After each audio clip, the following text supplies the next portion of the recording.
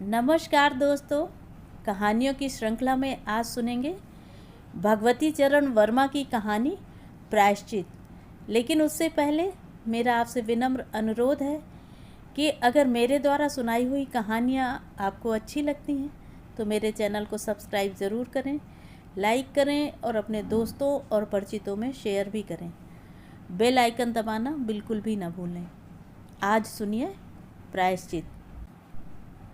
अगर कबरी बिल्ली घर भर में किसी से प्रेम करती थी तो रामू की बहू से, और अगर रामू की बहू घर भर में किसी से घृणा करती थी तो कबरी बिल्ली से। रामू की बहू 2 महीना हुआ मायके से प्रथम बार ससुराल आई थी।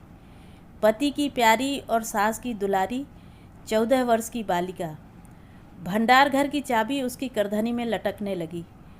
नौकरों पर उसका हुक्म चलने लगा और रामू की बहू घर में सब कुछ। सास जी ने मान लिया और पूजा पाठ में मन लगा लिया। लेकिन ठहरी 14 वर्ष की बालिका कभी भंडार घर खुला है तो कभी भंडार घर में बैठे बैठे सो गई। कबरी बिल्ली को मौका मिला, घी दूध पर अब वह जुट गई। रामू की बहू की जान आफत में और कबरी बिल्ली के छक्के पंजे। रामू की बहू हांडी में घी रखते रखते ऊँघ गई और बचा हुआ घी कबरी के पेट में। रामू की बहू दूध ढककर मिसरानी को जींस देने गई और दूध नदारत। अगर बात यहीं तक रह जाती तो भी बुरा न था। कबरी रामू की बहू से कुछ ऐसा परख गई थी कि रामू की बहू के लिए खाना पीना दुश्वार। रामू की बहू के कमरे में रबड़ी से भरी कटोरी पहुंची और रामू जब आए तब कटोरी साफ चटी हुई। बाजार से बालाई आई और जब तक रामू की बहू ने पान लगाया बालाई गायब। रामू की बहू ने तय कर लिया कि या तो वही घर में रहेगी या फिर कबरी बिल्ली ही। मोर्चाबंदी हो गई और दोनों सतर्क। बिल्ली फंसाने का कटघरा आया।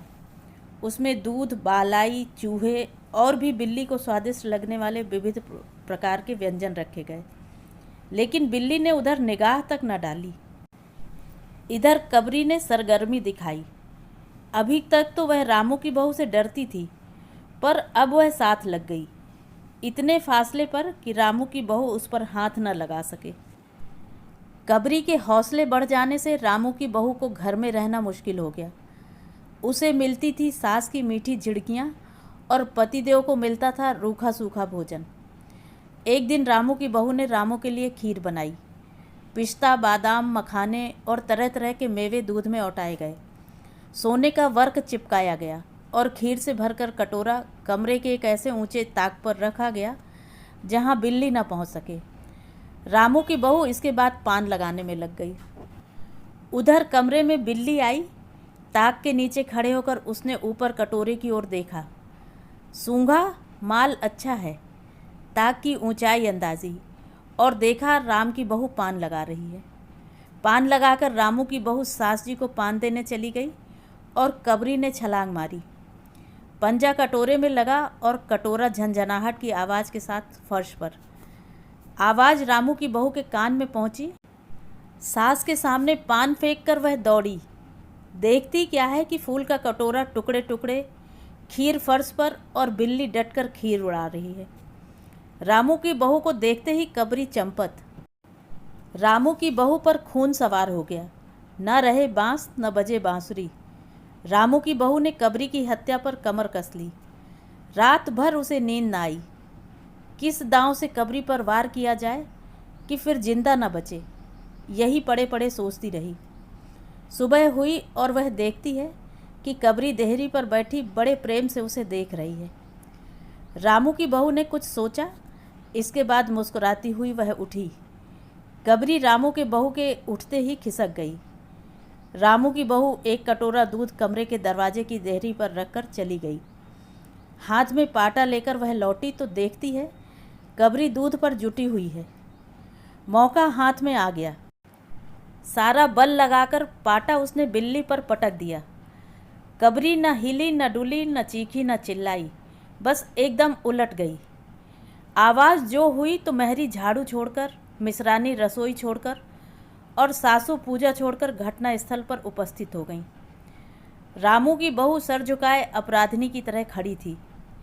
महरी बोली, अरे राम, बिल्ली तो मर गई।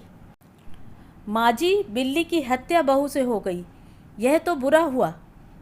मिसरानी बोली, माँ जी, बिल्ली की हत्या और आदमी की हत्या बराबर है। हम तो रसोई न बनावेंगी जब तक बहू के सिर हत्या रहेगी। सास जी बोली, हाँ ठीक तो कहती हो। अब जब तक बहू के सर से हत्या न उतर जाए तब तक कोई पानी नहीं पी सकता, न खाना खा सकता है। बहू, यह क्या कर डाला? महरी ने कहा, फिर क्या हो, कहो तो पंडित जी को बुलाए लाएं। सास की जान में जान आई। अरे हाँ, जल्दी दौड़, पंडित जी को बुला ला। बिल्ली की हत्या की खबर बिजली की तरह पड़ोस में फैल गई। पड़ोस की औरतों का रामू के घर में तांता बंध गया। चारों तरफ से प्रश्नों की बौछार और रामू की बहू सिर झुकाए बैठी रही। पंडित परम सुख को जब यह खबर मिली, उस समय वे पूजा कर रहे थे। खबर पाते ही वे उठ पड़े। पंडिताइन से मुस्कुराते हुए बोले, भोजन न बनाना, लाला घासीराम की पतोहू ने बिल्ली मार डाली। प्रायश्चित होगा, पकवानों पर हाथ लगेगा। पंडित परम सुख चौबे छोटे से मोटे से आदमी थे। लंबाई 4 फीट 10 इंच और तोंद का घेरा 58 इंच। चेहरा गोल मटोल, मूछ बड़ी बड़ी, रंग गोरा, चोटी कमर तक पहुंचती हुई। कहा जाता है कि मथुरा में जब पंसेरी खुराक वाले पंडितों को ढूंढा जाता था तो पंडित परम सुख जी को उस लिस्ट में प्रथम स्थान दिया जाता था। पंडित परम सुख पहुँचे और कोरम पूरा हुआ। पंचायत बैठी। सास जी, मिसरानी, किस्नू की माँ, छन्नू की दादी और पंडित परम सुख। बाकी स्त्रियां बहू से सहानुभूति प्रकट कर रही थीं। किस्नू की माँ ने कहा, पंडित जी, बिल्ली की हत्या करने से कौन नरक मिलता है? पंडित परम सुख ने पत्रा देखते हुए कहा, बिल्ली की हत्या अकेले से तो नरक का नाम नहीं बतलाया जा सकता। वह मुहूर्त भी मालूम हो जब बिल्ली की हत्या हुई, तब नरक का पता लग सकता है। यही कोई 7 बजे सुबह, मिसरानी जी ने कहा। पंडित परम सुख ने पत्रा के पन्ने उल्टे, अक्षरों पर उंगलियां चलाई, माथे पर हाथ लगाया और कुछ सोचा। चेहरे पर धुंधलापन आया, माथे पर बल पड़े, नाक कुछ सिकुड़ी और स्वर गंभीर हो गया। हरे कृष्ण, हरे कृष्ण। बड़ा बुरा हुआ। प्रातःकाल ब्रह्म मुहूर्त में बिल्ली की हत्या, घोर कुंभी पाक नरक का विधान है। रामू की माँ, यह तो बड़ा बुरा हुआ। रामू की माँ के आंखों में आंसू आ गए। तो फिर पंडित जी, अब क्या होगा, आप ही बतलाएं। पंडित परम सुख मुस्कराए। रामू की माँ, चिंता की कौन सी बात है, हम पुरोहित फिर कौन दिन के लिए हैं। शास्त्रों में प्रायश्चित का विधान है, सो प्रायश्चित से सब कुछ ठीक हो जाएगा। रामू की माँ ने कहा, पंडित जी, उसी लिए तो बुलाया था आपको। अब आगे बतलाओ कि फिर क्या किया जाए। क्या किया जाए? यही एक सोने की बिल्ली बनवाकर बहू से दान करवा दी जाए। जब तक बिल्ली न दे दी जाएगी तब तक तो घर अपवित्र रहेगा। बिल्ली दान देने के बाद 21 दिन का पाठ हो जाए। छन्नू की दादी, हाँ और क्या, पंडित जी ठीक कहते हैं, बिल्ली अभी दान दे दी जाए और पाठ फिर हो जाए। रामू की माँ ने कहा, तो पंडित जी, कितने तोले की बिल्ली बनवाई जाए? पंडित परम सुख मुस्कुराए। अपनी तोंद पर हाथ फेरते हुए उन्होंने कहा, बिल्ली कितने तोले की बनवाई जाए? अरे रामू की माँ, शास्त्रों में तो लिखा है कि बिल्ली के वजन भर सोने की बिल्ली बनवाई जाए, लेकिन अब कलयुग आ गया है, धर्म कर्म का नाश हो गया है, श्रद्धा नहीं रही।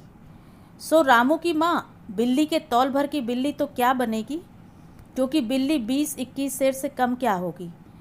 हाँ, कम से कम 21 तोले की बिल्ली बनवा के दान करवा दो, और आगे तो अपनी अपनी श्रद्धा।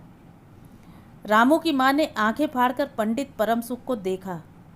अरे बाप रे, 21 तोला सोना! पंडित जी, यह तो बहुत है। तोला भर की बिल्ली से काम निकलेगा? पंडित परम सुख हंस पड़े। रामू की माँ, 1 तोला सोने की बिल्ली? अरे रुपए का लोभ बहू से बढ़ गया। बहू के सिर बड़ा पाप है, इसमें इतना लोभ ठीक नहीं। मोल तोल शुरू हुआ और मामला 11 तोले की बिल्ली पर ठीक हो गया। इसके बाद पूजा पाठ की बात आई। पंडित परम सुख ने कहा, उसमें क्या मुश्किल है, हम लोग किस दिन के लिए हैं। रामू की माँ, मैं पाठ कर दिया करूँगा, पूजा की सामग्री आप हमारे घर भिजवा देना। पूजा का सामान कितना लगेगा? अरे कम से कम सामान में हम पूजा कर देंगे। दान के लिए करीब 10 मन गेहूँ, 1 मन चावल, 1 मन दाल, मन भर तिल, 5 मन जौ और 5 मन चना, 4 पसेरी घी और मन भर नमक भी लगेगा। बस इतने से काम चल जाएगा। अरे बाप रे, इतना सामान!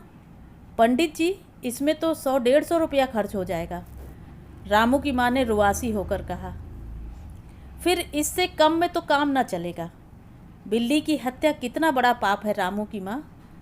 खर्च को देखते वक्त पहले बहू के पाप को तो देख लो। यह तो प्रायश्चित है, कोई हंसी खेल थोड़े ही है।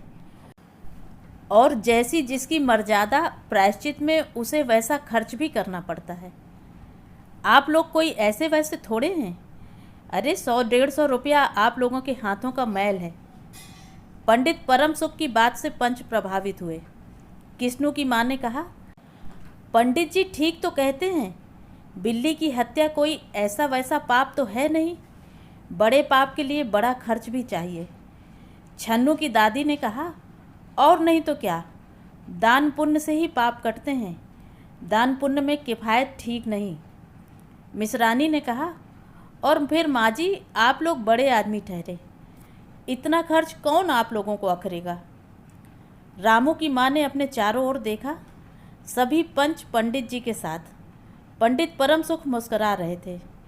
उन्होंने कहा, रामू की माँ, एक तरफ तो बहू के लिए कुंभी पाक नरक है और दूसरी तरफ तुम्हारे जिम्मे थोड़ा सा खर्च, सो उससे मुंह ना मोड़ो। एक ठंडी सांस लेते हुए रामू की माँ ने कहा, अब तो जो नाच नचाओगे नाचना ही पड़ेगा। पंडित परम सुख जरा कुछ बिगड़ कर बोले, रामू की माँ, यह तो खुशी की बात है, अगर तुम्हें यह अखरता है तो ना करो, मैं चला। इतना कहकर पंडित जी ने पोथी पत्रा बटोरा। अरे पंडित जी, रामू की माँ को कुछ नहीं अखरता, बेचारी को कितना दुख है, बिगड़ो ना।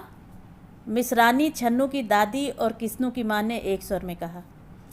रामू की माँ ने पंडित जी के पैर पकड़े और पंडित जी ने अब जमकर आसन जमाया। और क्या हो, 21 दिन के पाठ के 21 रुपये और 21 दिन तक दोनों वक्त 5-5 ब्राह्मणों को भोजन करवाना होगा।